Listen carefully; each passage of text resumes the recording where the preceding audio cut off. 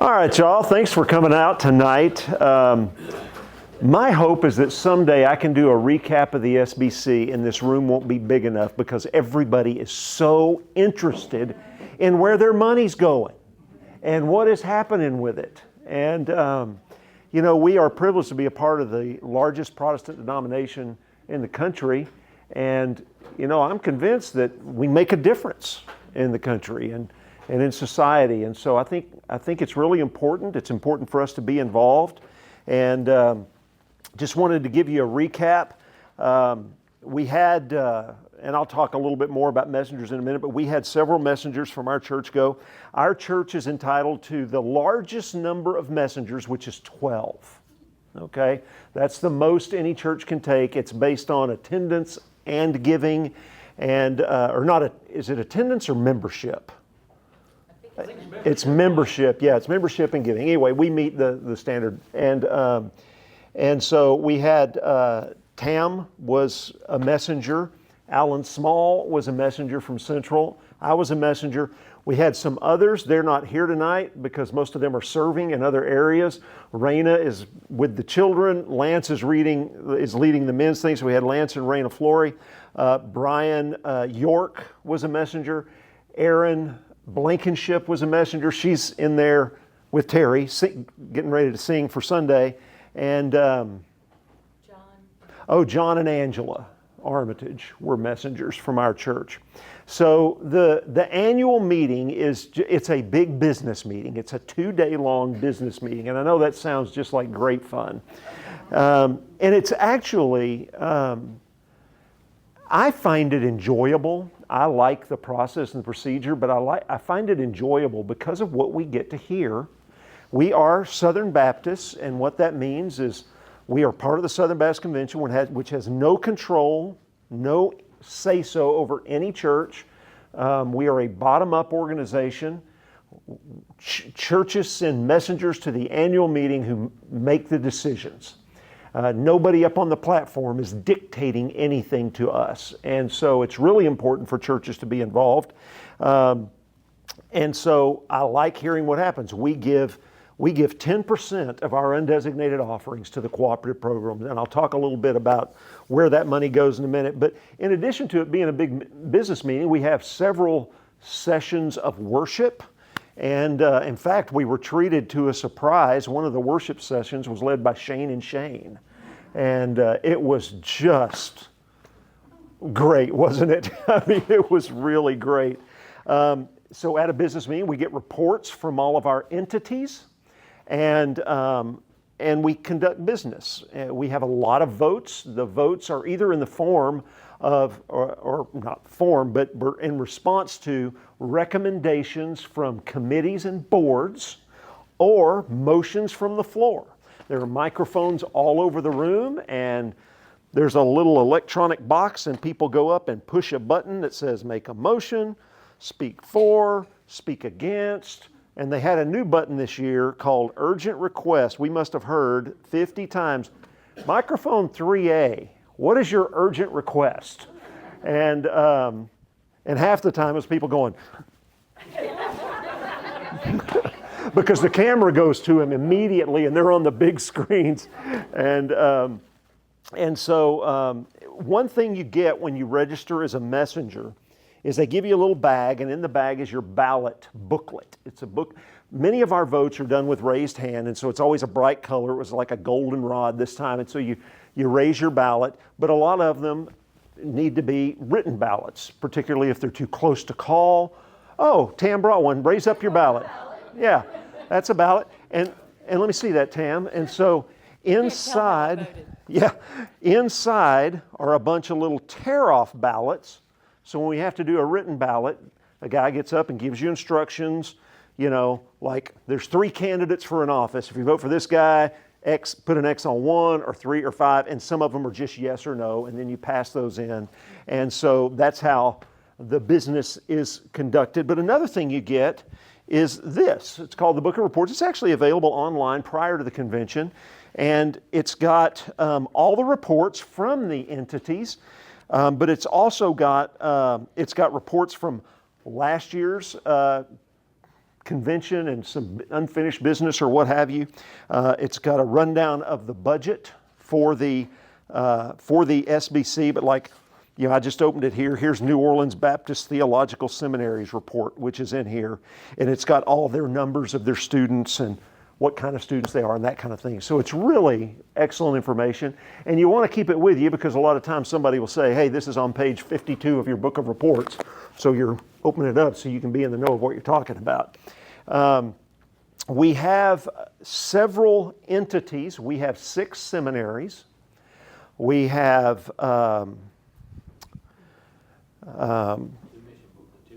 we have 2 mission boards, the International Mission Board and the North American Mission Board.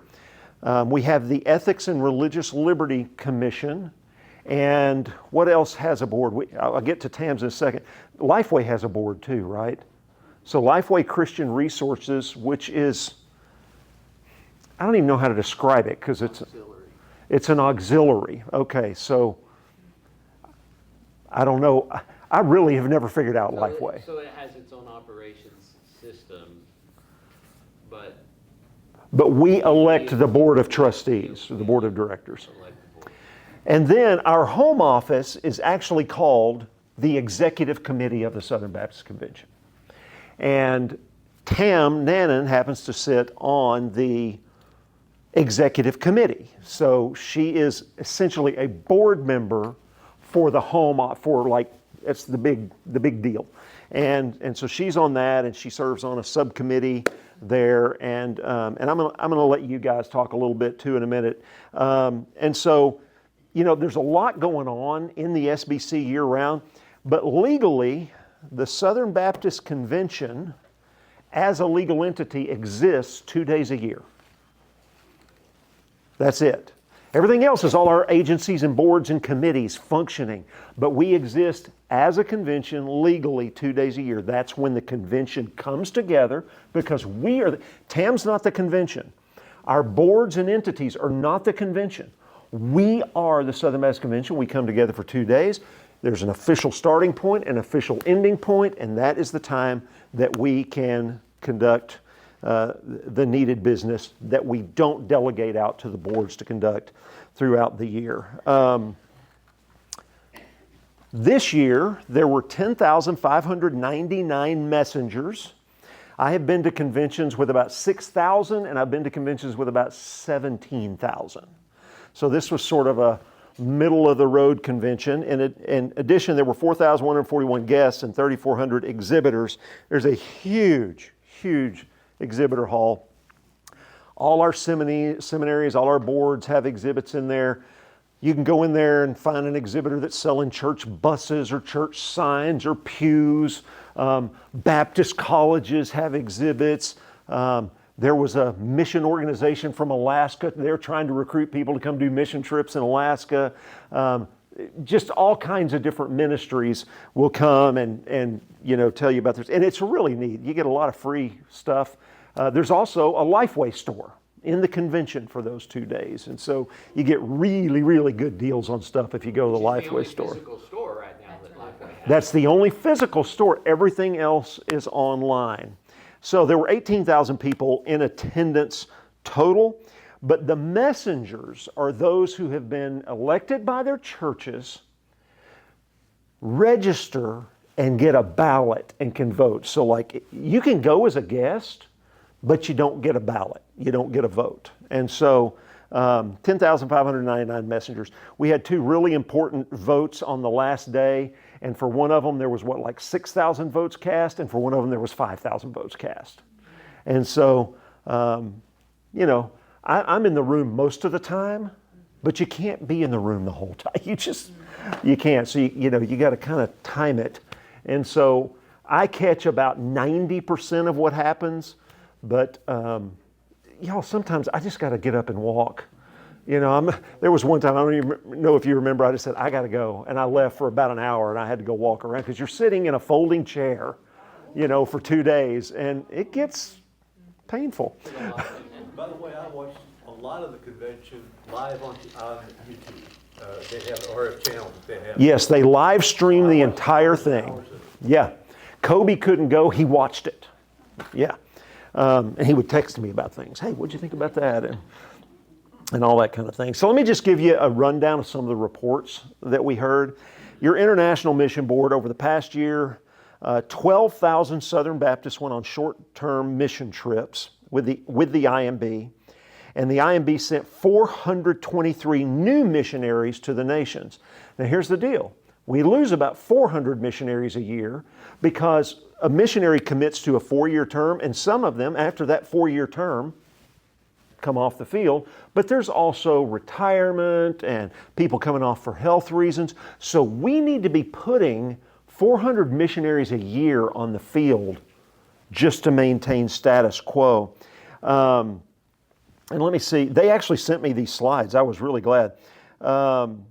We saw the commissioning of 58 new missionaries while there, which is they sent out a survey. Did y'all get the survey? They asked, what's your favorite part? I said the missionary commission, the sending service. And I just love that.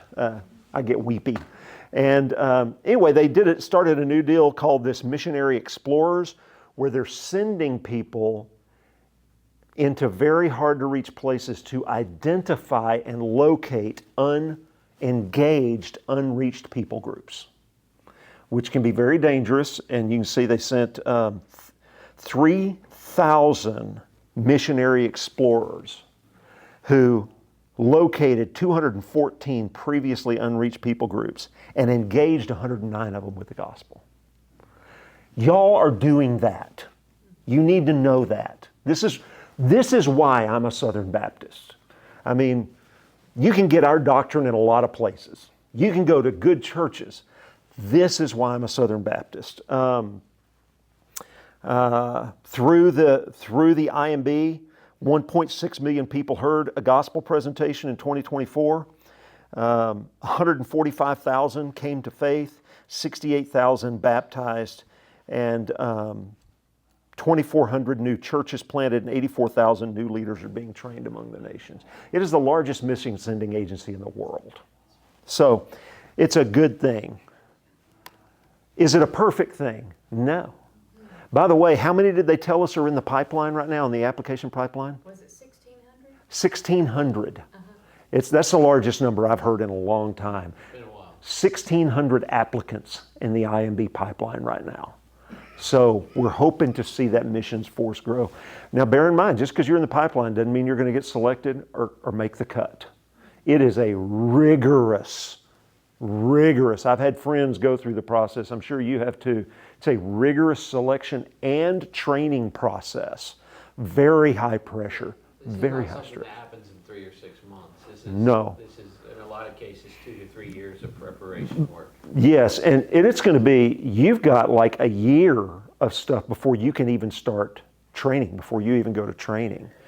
And y'all, we heard stories. One of the things they do is they train people what to do when you're kidnapped, how to act when you're held at gunpoint, things like that. And we heard about a family of 5 that had armed men with machetes come into their house at night, and they gave a testimony. These people were saying, hey, our kids were able to remain calm because they were trained for this. And I would say, at least 3/4 probably of the missionaries that we commissioned this week had to hide behind screens while they came out and introduced themselves, because they're going to places where they're not supposed to go. And it's a security risk. When they're in training, they have a choice as to where they're going to go? Well, yeah, it's not that they have a choice. Like, you can't call the IMB and go, hey, I'd like to be a missionary to this village in Kenya. But what you do is you start the process, and a part of that process is, where have you served? Where do you think God is leading you? And so, like, I had some friends that they just said they believed they were called to sub-Saharan Africa. And they wound up in the country of Mali, the city of Bamako, Mali. But the IMB is going to put them where missionaries are needed. But like, if you tell them, we're called to sub-Saharan Africa, they're not going to go, well, we're sending you to China. Probably. I mean, they want to match you where your heart is as best they can. You're going to go through psychological profiles as well as spiritual profiles, and they go through a lot of things, because the number one reason missionaries choose to leave the field is the isolation and the lack of relationships that they have. Yeah, I don't know how many of you have lived in a foreign country, but the culture shock is a real thing, and a lot of people can't handle it, so they put them through it. They really do. And anyway, it's a good system. Are there people from our church who are there, missionaries? We don't have any IMB missionaries from our church. We have some people from our church who are missionaries, but none through the IMB, which is unfortunate because they have to raise their own support. And we pay our missionaries. They never ever have to ask for money. In fact, they're told when you go home on furlough and you go into churches, don't ask for money. Well, you did have the one visit that you shared that is Yeah. from our association. That's right. Y'all remember the missionaries to Japan that we had a few months ago? Yeah, they're actually from Gun Barrel City. Well, he actually grew up in Rusk, I think. Isn't that right? But we've got a Yeah. couple or three, and the guy who ran our collegiate ministries in the pipeline. Yeah, he's going to England. No, he wants to go to the Far East. Oh, he's going to the Far East. Oh, one thing I noticed when the missionaries themselves were talking about what made them think about or consider doing missions, and time after time after time, they said, it was my college My college minister. Yeah. It was amazing to me how many times. It's like 25% of them mentioned a college minister. Mentioned the college minister. So Yeah. our Baptist student ministries are doing a pretty good job. They really are. And And a lot of them, we heard it was when they went on a short-term trip. right. And a few of them, we heard, grew up on the mission field. Their parents were missionaries. But it really tugs at your heart because they always say, every one of them says, they get 30 seconds, and they say, this is who we are, this is where we're going, here's our prayer request. And, pray for our grown children and grandchildren as we leave them. And man, as a grandpa, that hits home, because it may be years before they get to see their kids and grandkids again. And then the people pray for our 6 kids while we transition to wherever. And y'all, these are people that have just written a blank check to the Lord. It's really moving. Speaking of moving, our North American Mission Board, church plants increased 13% in 2024 compared to the previous year. And we heard some really great, it is a partnership, it's a collaboration with the North American Mission Board and the International Mission Board for our organization called Send Relief, which is our disaster relief organization, which is the second largest disaster relief organization in the world, second only to the American Red Cross. And I mean, you guys are, one great example that I remember is, a few years ago when in Indonesia had that tsunami and it killed like 250,000 people. This was a place where we have never been able to send missionaries. And they called and said, help. And so we flooded that island with people rebuilding homes, cleaning up the place, and sharing the gospel everywhere. I mean, it is really a neat thing. One of the interesting things, I just had a discussion with somebody who talked about, we're planting a lot of churches, but we plant this many churches, but more churches close every year. Something that's not getting a lot of attention that I think you would agree with, for several years, NAM put all of their eggs in the church planting basket. And I am a big believer in church planting. We need more churches in a lot of places in the country. But they have started doing something else the last few years, and that's church revitalization. You get a church that's dying, they're coming along to partner with that. So that doesn't go down as a church plant. And also, what happens with a lot of these revitalizations is, I just ran into one where my mother-in-law lives, Breckenridge, Texas, where there was a church that had gotten so small they stopped meeting in their sanctuary. They were meeting in a room. And another church said, hey, we're growing. What if we make one church? So instead of 2 churches, there's only 1 church now. So I don't know how big of a factor that is, but you know, there's a lot of churches out there that need help. And there's probably a lot of communities where we don't need to plant a church, but we need to keep a church that's been there for 100 years from dying. We also commemorated the 250th anniversary of chaplains in the U.S. Army. When somebody is a chaplain in the Army, they have to be endorsed by whatever. I mean, there's Muslim chaplains too, but they have to have some religious organization endorse them. And so we have a big chaplaincy program. Ethics and Religious Liberty Commission. These are the folks that they do a lot of things. For one thing, they put out, and this doesn't get enough attention, I think, they put out guides for churches. And I got this one the other day, God's Good Design, a practical guide for answering gender confusion. And this is the kind of stuff that is really helpful to churches. So they talk about ethical issues as well as religious liberty issues, and they do a lot of lobbying in Congress. There was a Supreme Court decision. Did y'all see the Supreme Court decision that was issued today?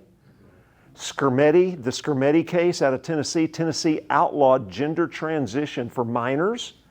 Well, somebody sued. It went all the way to the Supreme Court. I think it was in December. They argued it before the court, and today the Supreme Court said that it was constitutional. So there are 25 states now that have passed laws like that now those laws are in full effect and nobody can do anything about it.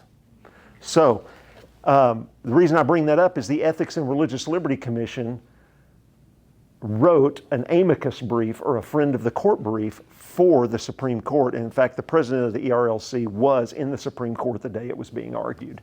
So here's this really cool guide that has practical scenarios.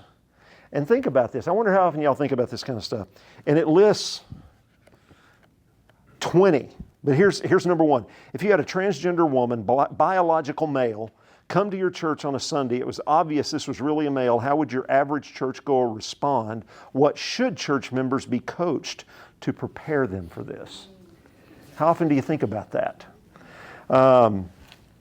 If a transgender visitor asked a Sunday school volunteer or a Sunday volunteer if it was okay to use their preferred restroom, what would the volunteer say? Pass that book around. I'm telling you. How would your church respond to and advise a transgender individual wishing to partake in a women's Bible study who is a biological male? Y'all, you may think this is obscure. This is the kind of questions churches are having to deal with right now. And by the way, we put in our facility use policy that you must use the bathroom that corresponds, on this facility, that corresponds with your, and I hate even putting the word biological gender because you're either male or female, but we want to be clear on that. So one of the things they have been doing is they've been working relentlessly in Congress to get Planned Parenthood defunded. And so one of the items that came up, a motion from the floor came up to abolish the Ethics and Religious Liberty Commission. It failed. It's come up the last several years. It keeps failing. And but 40% of the people voted to abolish it. Well, here's why. So the former head of the ERLC is a guy named Richard Land. Any of y'all remember that name? So Richard Land led it for 30 years, a long time. And Richard Land spoke from the floor, but I've heard him say in many contexts, he was always under fire because somebody didn't think he was advocating strong enough, or somebody didn't like a position he was taking, because they take on these obvious big things like transgender. Southern Baptists are all going to be happy with our position on that. Abortion, not even so much. So, but let me go back to Richard Land. Richard Land benefited from the absence of something. Social media. So if somebody in this church is bent out of shape about something Richard Land did, and somebody in a church in another state is bent out of shape, they don't know it. But now they get it going. And so always been issues, but some of the stuff that Brent Leatherwood and his predecessor and Richard Land came under heat for. We all want to see abortion go away completely. All of us. But there is a group there's a movement called the abolitionist movement. By the way, I want to see abortion abolished. But if there is a law, for example, in a state that says, let's outlaw abortions after 6 weeks, they're going to vote against it. Because, no, we don't want abortions up to 6 weeks. Now, the position of the ERLC has always been, let's take the win. If we can get 6 weeks, we've just saved a lot of humans. They don't like that. So, Russell Moore, Brent Leatherwood's predecessor, and Leatherwood, there were 2 proposals in the state of Louisiana. One was a 6-week ban. One was an abolition that would also prosecute and put women who had abortions in prison for murder. They advocated for the 6-week ban. The other one wasn't going to pass. They advocated for this one. So I regularly hear people say, why does Brent Leatherwood want to kill as many babies as possible? That's the kind of rhetoric that's flying around out there. You might add that group really is also, they're not just abolitionists, though. They are pro jail time or consequences for Yes, yes. women in those situations. Yes, they want to see any woman who has an abortion thrown in jail for the rest of her life. And so, It's medical. huh? What if it's medical?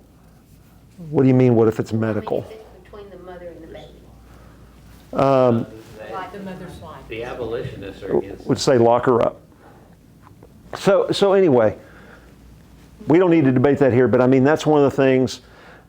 And so, you know, if it's just this kind of deal that if you don't see eye to eye with me on every issue, I can't agree with you on any issue kind of thing. And that's sort of the mentality out there. And there are some other issues, but we don't have time to get into all of that.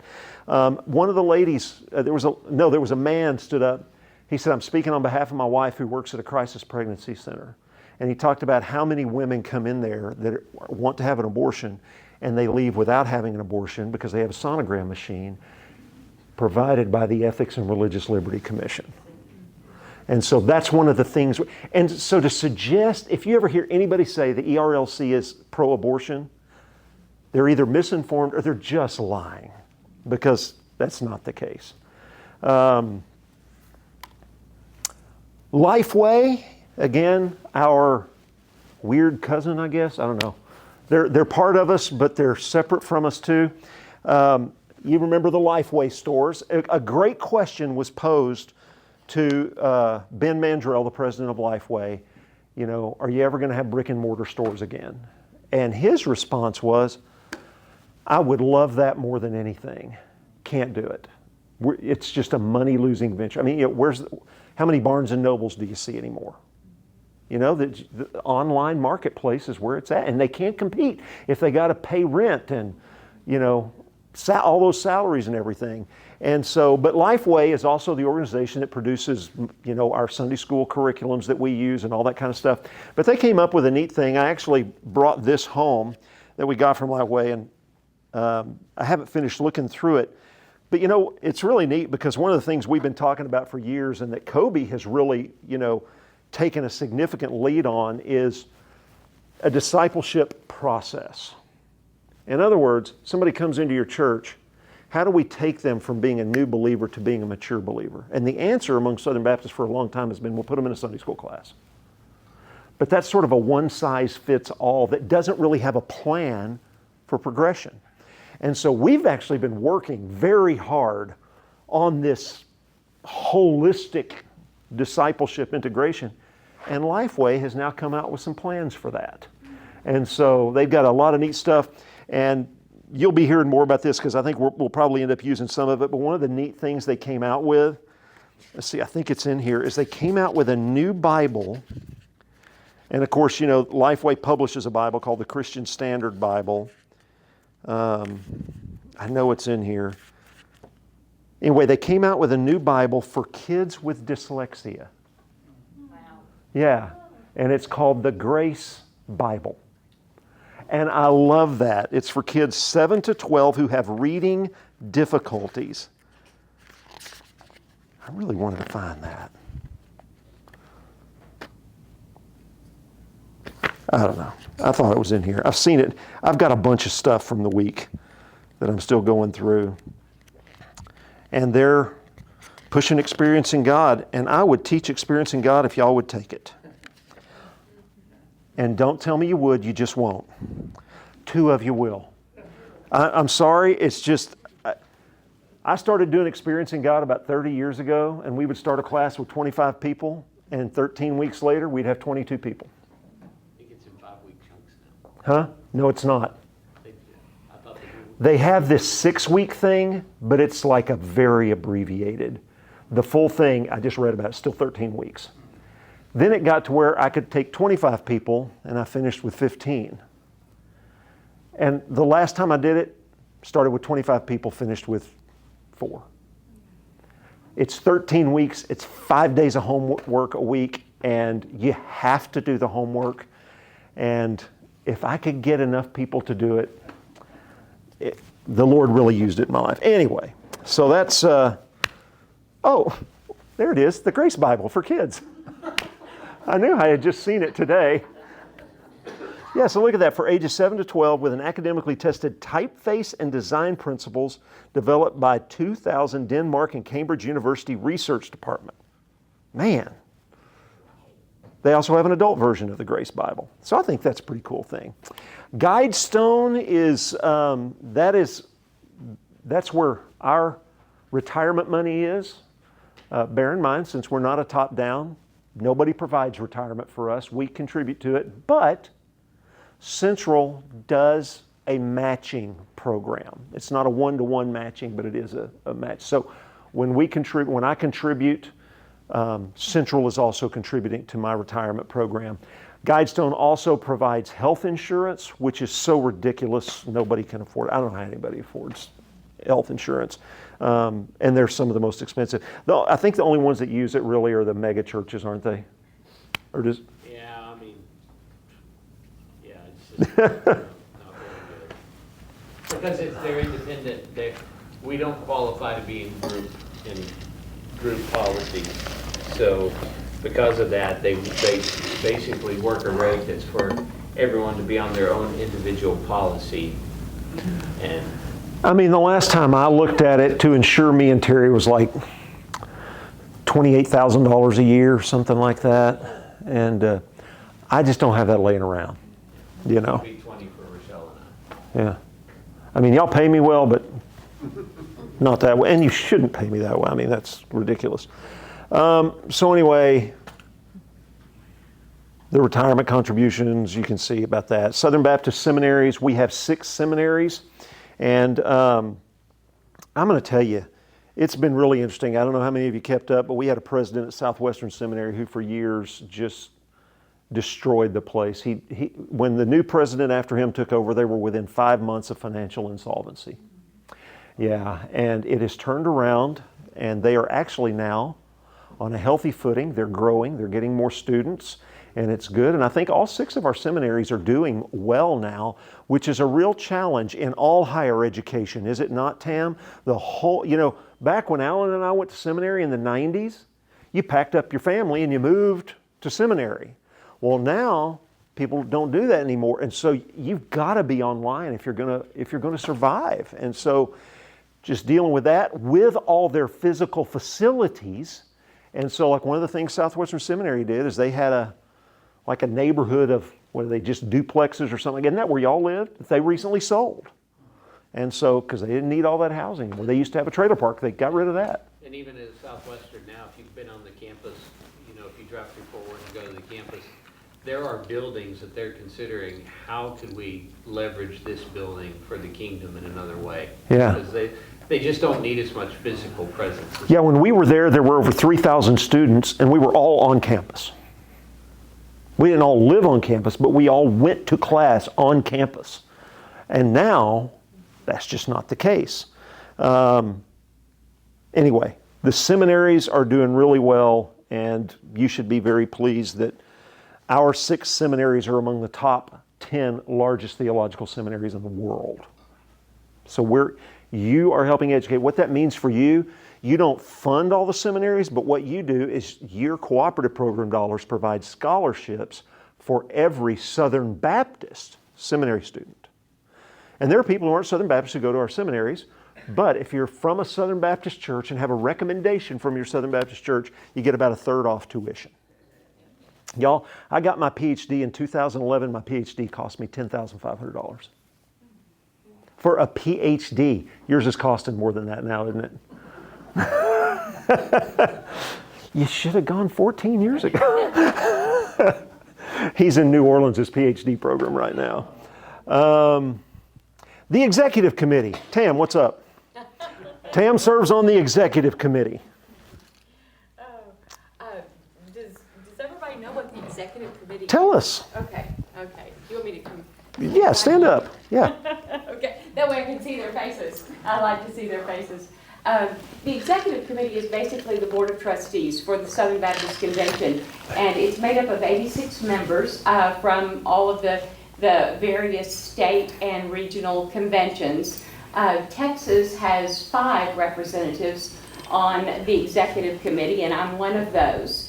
And 5 is the largest number. The number is determined by how many Southern Baptists we have. Well, Texas has a lot of Southern Baptists, and so we get the most number of representatives on the executive committee. The executive committee meets in between conventions. We meet 3 times a year, face to face. There are various and sundry Zoom meetings at times, especially if something comes up. And what's really interesting about the way the committee is set up, I never would have understood this before I got there. But as a board of trustees, we have a chairman and other officers, okay? And then the executive committee has a president and CEO who is a paid staff person. This is the person who's actually out there running things, if I can say that. He runs the home office all year. He does. Yeah. All year long. And that's Dr. Jeff Orge, and he is, I think he's doing an excellent job. He's been our president for about a year now. And his theme throughout his first year has been Southern Baptists are a force for good. And it kind of helps to remind us we are not perfect, as you said. We are not perfect, but we're doing a lot of good things, and we're doing the best we can in some cases. But when the convention meets in June, there are motions made, lots of motions made. And we have a committee who is there on site at the convention, and they're sorting through these motions, and they're trying to decide where do they go, who deals with this. We don't deal with every motion right there at the convention. In fact, we deal with really relatively few there on the floor. And the way it works is if you make a motion, you make it and sit down. Yes. And then somebody else makes a motion. Because somebody has to decide, what do we do with this motion? Exactly. And so the motions go to various entities, but lots of them go Go to the executive committee. And we have 4 standing committees that have different tasks. I'm on the Convention, Missions, and Ministry Committee. And so a lot of the motions that are about policies and procedures will come to my committee. If somebody's trying to change the bylaws, your committee deals with that. Absolutely. We're Yeah. the ones that get that. And we determine how we're going to respond to that. Sometimes we look at it and say, this really, this is not, saying it's not a good idea is not, we go far deeper than that. But we will look, and sometimes we don't recommend action on it. Sometimes we do recommend action.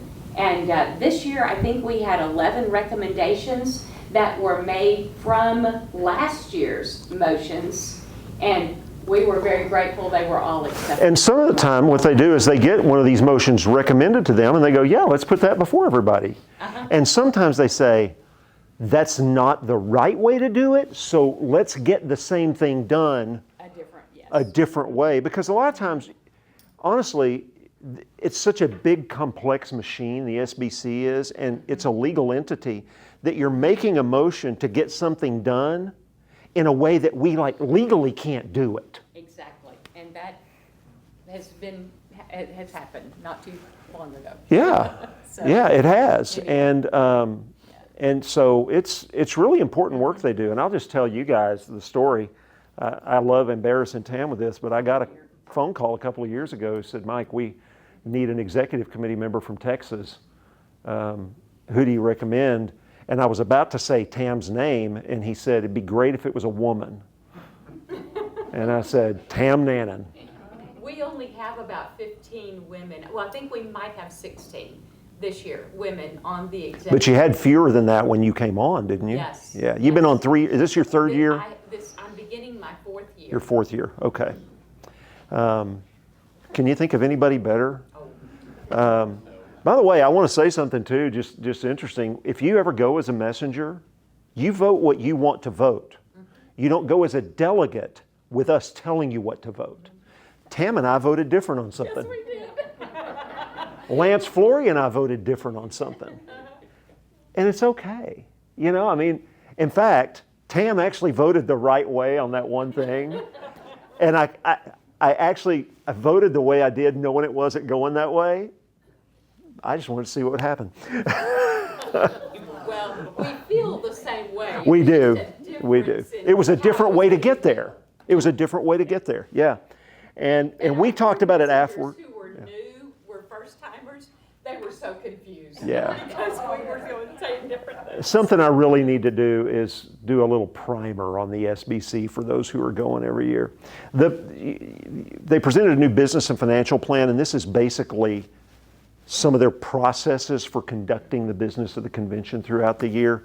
And just to give you an example, a big controversial thing is people have been saying for a couple of years, we want you to publish the Form 990, which like Texas Air Corps, we publish a Form 990 every year, and it's a tax form, but it says where all our money goes. But you run into some issues with that, so people have been pushing for that, and the executive committee, by the way, they have lawyers because people sue all the time. If a church does something, somebody files a lawsuit against the church and the Southern Baptist Convention, which has nothing to do with it. But so we have lawyers, and so what was I talking about? You were talking about the Form 990. The Form 990, sorry. They've talked about how, listen, this is going to potentially expose donors and other sensitive information. So what they did in their business financial plan is said, look, we know the information people are looking for. So in the business and financial plan, they said any messenger from any cooperating church can call and get that information from any entity, which keeps them from publishing the stuff that is of a sensitive nature. And honestly, the big deal, people want to know what the presidents of our agencies make for a living. And anyway, that's what they want to know. What are their salaries? And that just bugs me that, I don't know, it just bugs me. But I think in a day where there's so little trust of organizations, that it's a question that has to be dealt with, and I think that's... It is. I just always look at, like, why do you want to know? But maybe that's coming from somebody who gets paid by a church, you know. There's a big question Yeah. as to who's asking, but that's a different question. Yeah. Tam, would you hand out that? So one of the things we did is resolutions. We passed, I think it was 8 resolutions. There's a resolutions committee. A resolution is a non-binding statement. It doesn't hold anybody in the convention to anything. It is a statement agreed upon by the messengers at that convention. And we're not going to go through these. They're very wordy, but you can take them home. One of the things that the news media was reporting on is that we want to overturn the Obergefell gay marriage ruling from the Supreme Court that made gay marriage legal. And they're not wrong. We do. But There's stuff in there about international religious freedom. There's one on predatory sports gambling. By the way, there was an interesting, somebody wanted to amend the one on predatory sports gambling because there's a line in there about the sin of gambling. And the guy's like, I want to change that language and say, the sin of predatory gambling. Because he made the case like, you've got a woman who goes and plays bingo. I'm not willing to call that sinful, or you get some guys out on the golf course, with a $5 bet. I'm not willing to call that sinful. And so I actually voted for his amendment, or if we voted on it, I supported his amendment. I don't even remember if we voted, but anyway, it didn't happen. So, but that's just one of the things I would have liked to have seen better language in there. But I voted for the resolution the way it was anyway, because I think the intent of it is good, and so I wanted you to take those home and be able to look at them. You probably also saw the thing about female pastors. Our doctrine as Southern Baptists is that the office of pastor is a male-only office. Okay, that is our official position. So, this has been a big thing the last, and it really hasn't even been a big controversial thing for a long time. It's been in our statement of faith since the year 2000. But a church so we have a credentials committee, which Tam now sits on. And for example, I can report, let's say that I know of a Southern Baptist church that is now denying the Trinity, just something real obvious. I can report them to the Credentials Committee, who can investigate and see if that church has indeed denied the Trinity. And if they have, the Credentials Committee brings that to the Executive Committee, which removes them from friendly cooperation. We believe any church can believe and teach anything it wants, but if you deny the Trinity, you're no longer a Southern Baptist church. Okay? So, this issue came up with, well, should we have churches that have female pastors? And we had like 3? I think there were 2 or 3. And we removed them.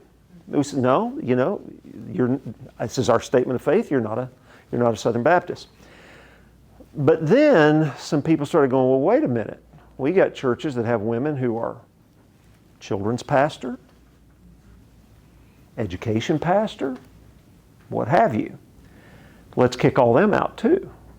So it became a big deal. And so somebody has been trying to get the bylaws changed for the last 3 years to say that any church that has a female pastor in any role with that title will not be in friendly cooperation. A couple of issues there. One, I'm going to tell y'all Mike's position on that. Okay? This is Mike. Raina Flory. Would anybody disagree that she is amazing? We're not going to give her the title of children's pastor or preschool pastor. Okay? Because I do believe that the office of pastor is a male-only office. I know a lot of churches that if you're on staff, they give you the title pastor, even though they would never have a lead pastor who's a woman. My son is a member of one such church. When I baptized my grandson over there, we met the connections pastor, the children's pastor, and the baptism pastor. All women. They hire you, pastor. Everybody gets to be a pastor. They would never have a lead pastor who's a man at that church. My thinking is... A pastor who's a what? A woman. I did that the other day too, didn't I? Thank you. Somebody's got to keep an eye on me, especially when Terry's not in the room. So my sense is that a church like that is using the title unwisely. That's Mike's opinion. Okay. By the way, you're free to disagree with me in a Baptist church, right? Mike's opinion is they're using the title unwisely. I'm not prepared to kick them out of the convention. Again, that's Mike. excellent, very theologically conservative church that would never hire a woman for their lead pastor, I'm not prepared to say that they shouldn't be Southern Baptist anymore. There are some who would like to see that. But to get a bylaws amendment passed, it takes a 2/3 vote 2 years in a row. And the last 2 years, they fell short. But a bigger problem is, I am also of the opinion, I know Alan is and I know Tammy is, you don't put something like that in your bylaws.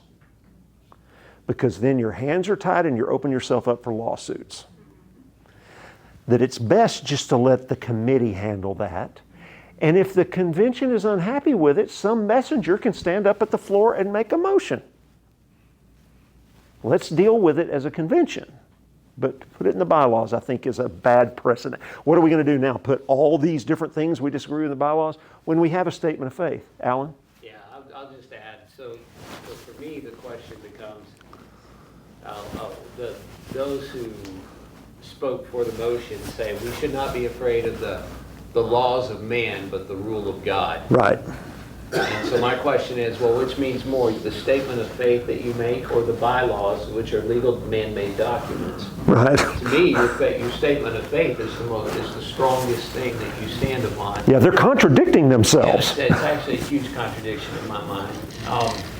But the problem for me becomes, and honestly, I actually feel if there's one area where Jeff fell short was in the legal explanation this year.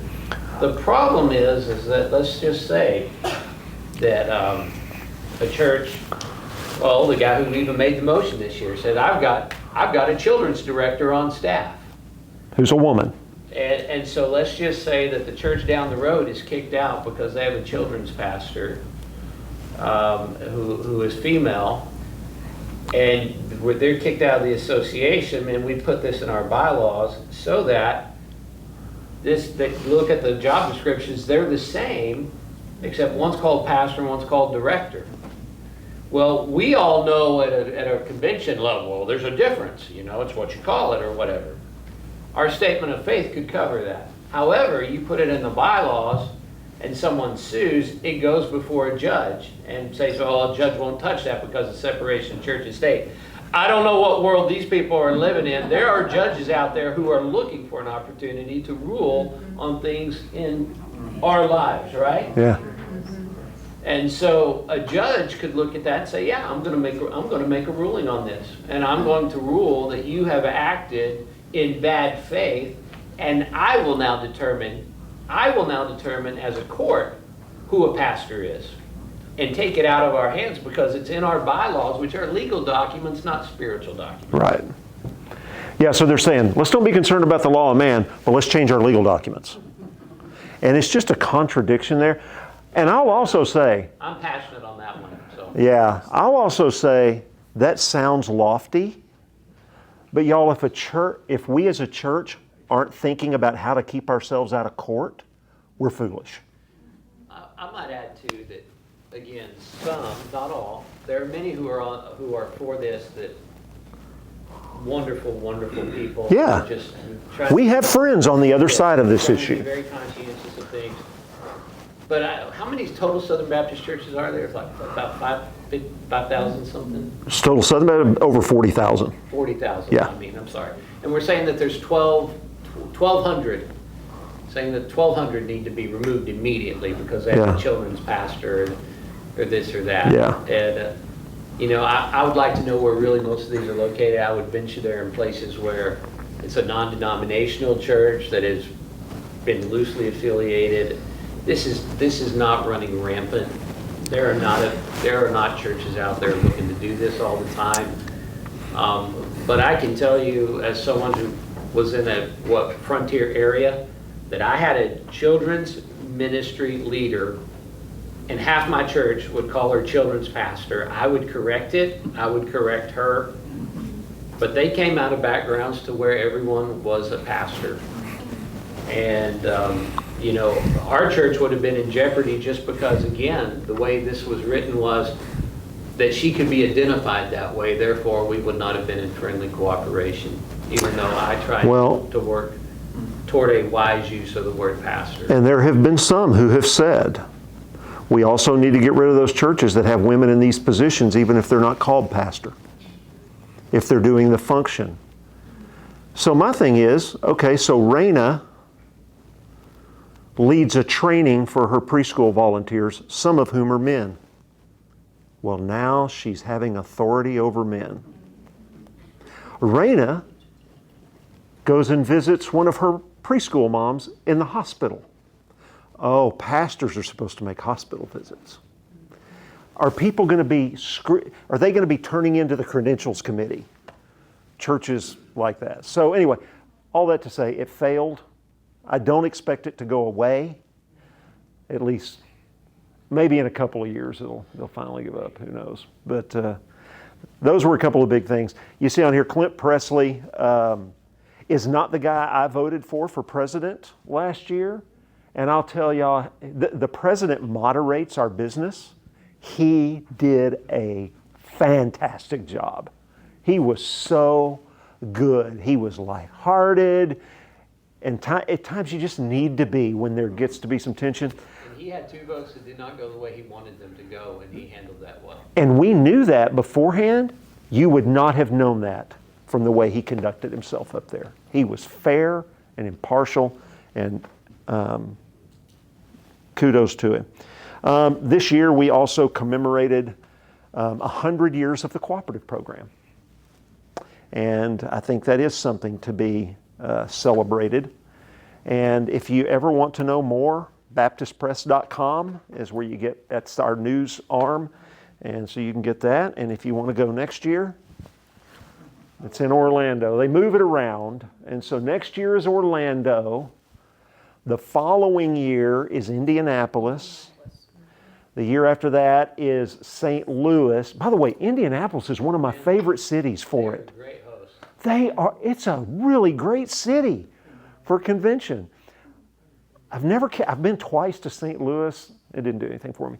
And then San Antonio the year after that. And I just don't like when it's in Houston or New Orleans. It's just so muggy.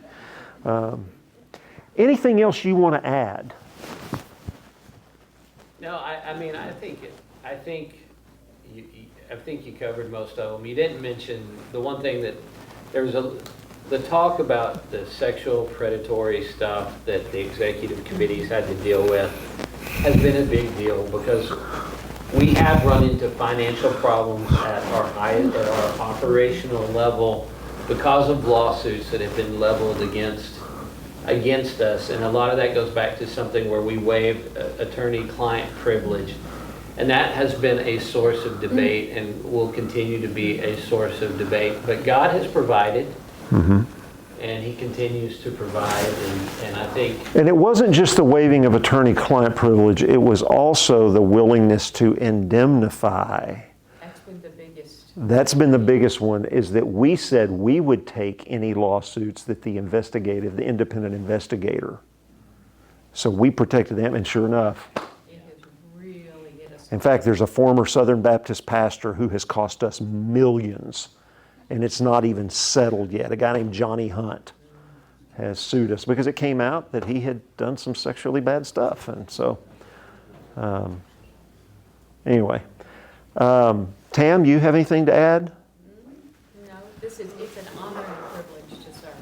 Yeah, and to me, I don't want to paint a too rosy picture. We are not perfect. I think there needs to be more transparency in some areas. There are some things that I would want to see done differently. Doesn't mean they should be done differently because we all have opinions. But I leave the SBC annual meeting every year thankful to be a Southern Baptist because of everything that's going on and what we get to be a part of. We've got our crazy uncles, you know. One thing I will say is I felt like this was the calmest convention in a few years. There had been a lot of high emotions and like yelling from the floor and stuff the last few years. And we just didn't have that this year. We had 2 guys that were real cranky at the microphone. They're real cranky every year. I'm not going to name them. But there are rules. We adopt rules. That's one of the first things we do is we adopt our rules. And in our rules for the meeting is like there are decorum rules. Like if you're speaking, you're not allowed to speak negatively about an individual. You know, you can't go taking shots from the floor at somebody else. And one guy, they had to keep going, Tom, we're going to stop you right there. And he'd go, okay. And then he'd go, and they go, Tom, you can't do that. And he muddled through it, and it was okay. But that was really the only one they had to call out. You know, I think people get bent out of shape because they say things like, somebody makes a motion and they say, your motion is out of order. Well, that's not an insult. It's just there's an order of things, and you made your motion at the wrong time, so it's out of order. It's, you know, oh, I said his motion was out of order. Well, it was. There is one thing I think we will ultimately have to address, because there was a motion, one of the things that allowed a vote to get to the floor was a motion to suspend rules. And a lot of motions started following to suspend rules, which you can do that in parliamentary procedure. I think we're going to have to entertain a motion, though, that requires a 2/3 or 3/4 vote to suspend the rules. Can y'all talk about that? But I think we're going to have to entertain some kind of motion so that every motion doesn't start coming with a motion to suspend rules. Right, because this one motion had been referred to the executive committee. Well, the guy didn't want it to go to the executive committee, so he said, I'll make this motion and I'll make a motion to suspend the rules so we can vote on it today. And it passed a simple majority, and then yeah. And then everyone started, well, I want to suspend the rules for this or that. And it's not a good precedent. Not all of those passed, but that was something that could get us into trouble in the future. Mm-hmm. And I might add, just from my standpoint, some people will say, so your association's funded. I'm not funded through the cooperative program. No. So our associations are autonomous entities too. Just like as the church is autonomous. So like we give 10% to the cooperative program, we give 1.5% of our giving to the Dogwood Trails Baptist Association. And so churches, we rely on support in different ways. We have a separate meeting too for our national coalition of guys, which is a really good thing. Just to kind of tell you, 10 years ago, they were going to cancel the gathering of associational leaders. They had no money, they had no identity. Associations were kind of dead in the water. One director of mission flipped the bill to host the meeting and get together, and a handful of guys decided they needed to do something. They wrote a new book, came out with new strategies, and turned their time together, instead of just a business meeting, into a time of training and developing. And this year, there are a little over 1,100 associations across our nation. We had almost 500 people as registered at our associational get-together this year. So our associations are strong, our denomination is strong, and I think the stronger our associations get, the better the atmosphere will be at our national conventions, because if we're working together locally, we'll work together. Yeah, better we don't have relationships across state lines. We have relationships where we live. And that's where our strength lies. It really is. And I'm so glad to see associations making a comeback. Because the association has, for my over 30 years in pastoral ministry, has been a lifeline for me. And I was very concerned. We actually had like key leaders in the SBC saying, associations are irrelevant. Associations just need to die. And thankfully, nobody listened to those guys. Questions? Yes, Jacob. I have 3 actually. Well, I'm going to give you one because somebody, and then I'll come back to you, but Carol gets one too. Okay. So 1, has the attendance of overall Southern Baptist churches, have they increased or decreased in the past couple of years due to the controversy that happened a couple of years ago? Which controversy? What do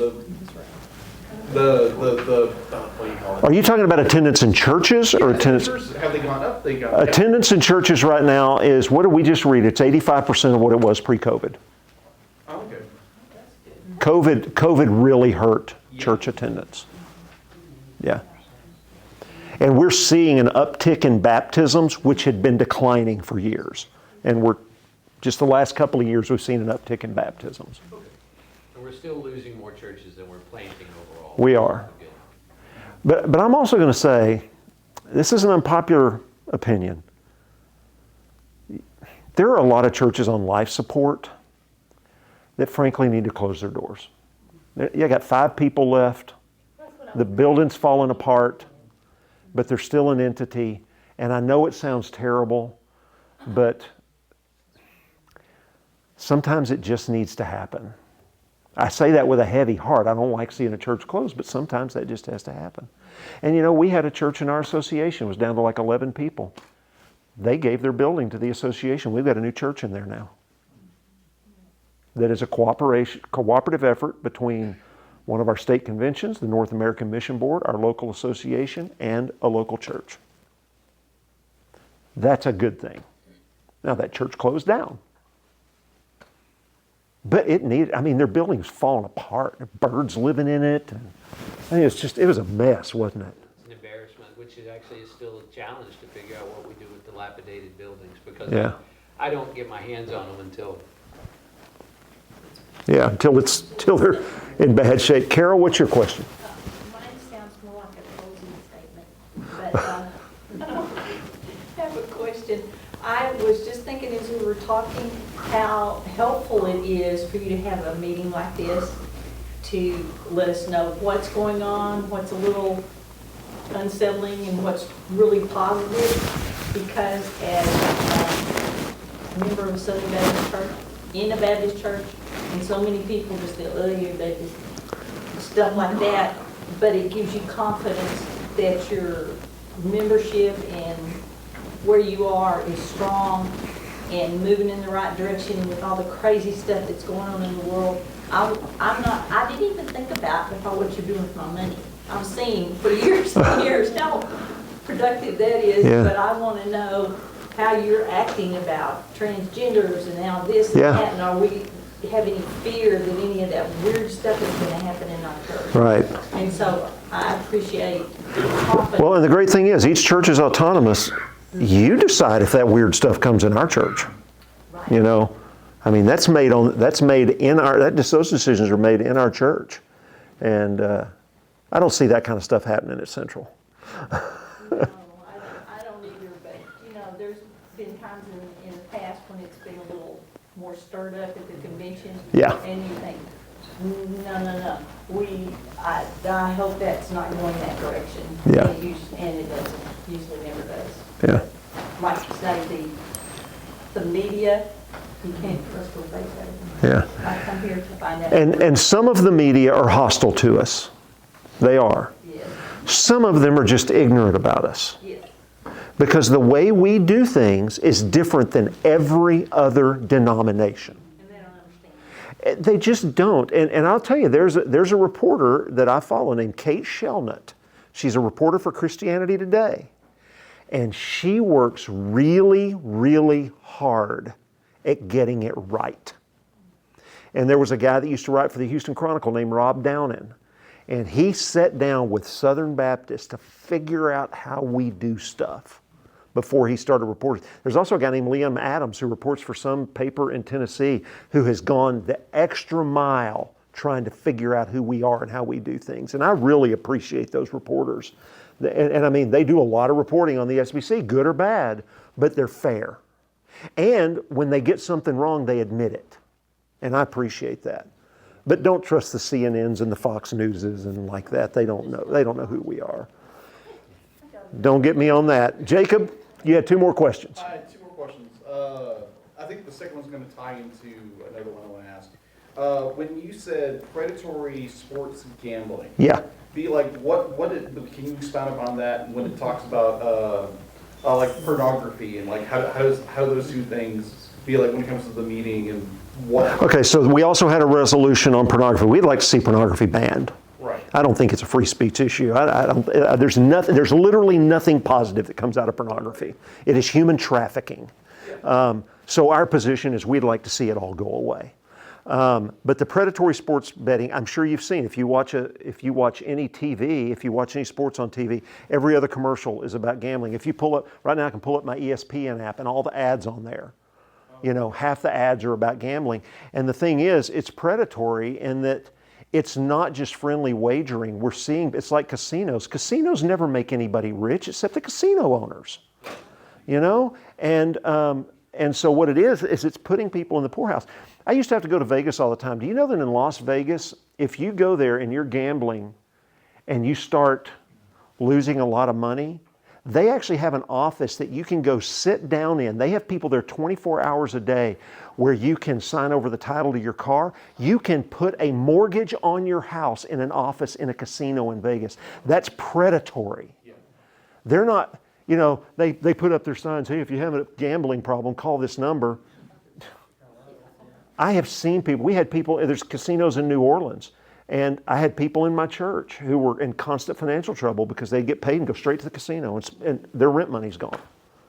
And families, dads, or either the dad or the mom is out spending all their, you know, hey, go to the grocery store. Well, I stopped by at the casino and I lost $1,000, you know. And so the sports betting is getting to be that way. In fact, I'm really disappointed that Pudge Rodriguez is shilling this stuff right now because I love that guy so much, former catcher for the Rangers. And what it's doing is there's no limits on it. Yeah.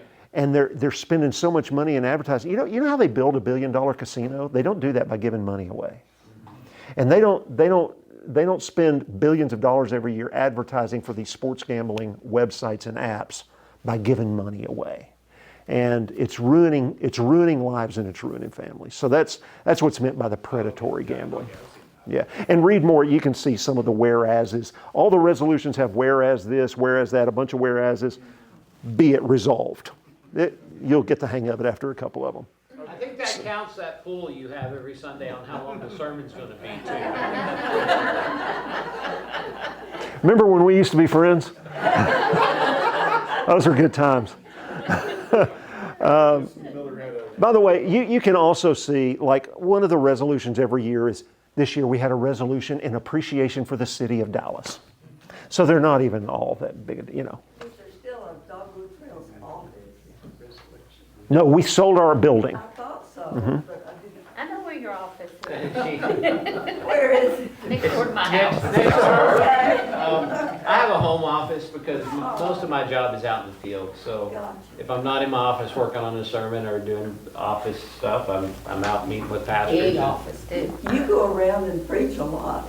Yeah.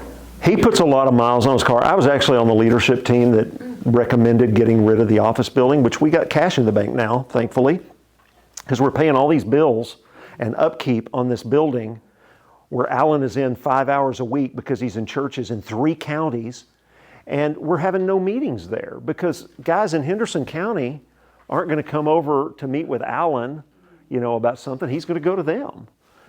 Or if he's got to meet with a search committee, he's going to that church to meet with, you know, to train a search committee or whatever. So we sold it, and I was personally happy. Yes. Yeah. All right, one more question, then we're going to stop. Okay, got it. This is my last question, I promise.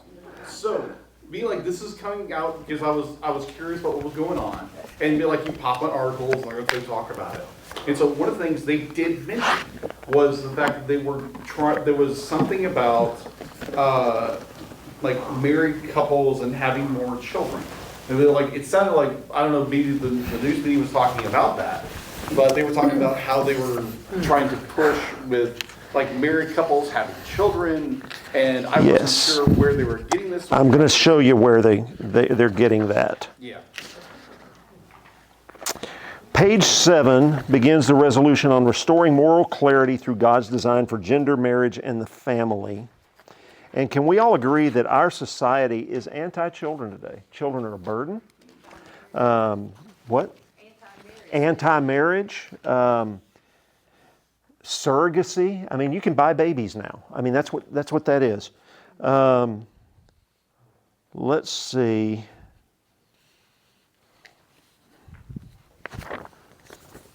One of the resolves, when I find it. Top of page 9, resolved, we call on Christians to celebrate and embrace marriage and childbearing, seeing children as blessings rather than burdens, and the privilege of raising the next generation. And then there's another one. The next to the last one, that we encourage churches to disciple their members in a biblical view of marriage, sexuality, parenting, and the sanctity of life. But there was another one in here.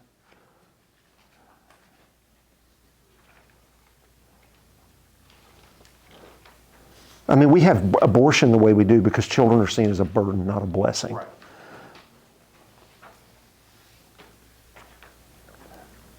Here's the second one at the top of page 9. Renewed moral clarity in public discourse regarding the crisis of declining fertility and for policies that support the bearing and raising of children with intact married families.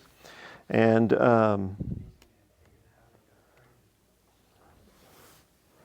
anyway, I thought there was another one in there that was even stronger than that.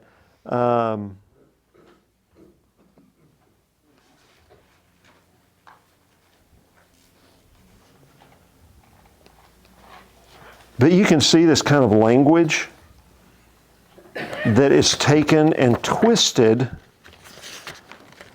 just to come out and make us sound silly. Yeah. So just more clarification, it's not more of how the news media would spin it, where it's not be like, well, Southern Baptists are going to try to be like, a married couple like me and Ashley, we're about to turn a year. And it's like, oh, you better start having children because it's a mandate by God. You better have a kid. No, nobody's ever going to mandate that any Southern Baptist have babies. Okay. But what we are saying is we need to encourage people to have and to celebrate children because they should be celebrated. All right, we have gone a long, long time, and apparently Steve's already turned off the air conditioner. It's programmed. Oh, jeez. Blame Mike, don't blame me. Get out of here. Good night. Go away. I'm getting cranky.